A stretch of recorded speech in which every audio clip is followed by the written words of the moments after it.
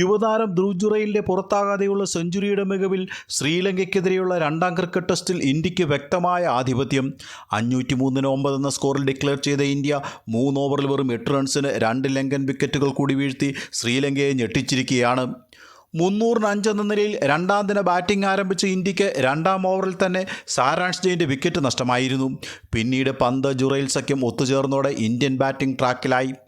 81 പന്തിൽ നിന്ന് പന്ത് 21-ാം ടെസ്റ്റ് അർദ്ധ സെഞ്ചുറി പൂർത്തിയാക്കി.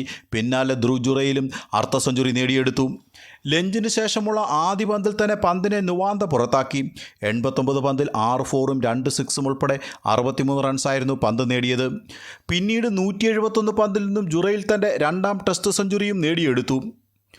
ഒടുവിൽ 503-9 എന്ന നിലയിൽ ഇന്ത്യ ഇന്നിംഗ്സും ഡിക്ലെയർ ചെയ്തു.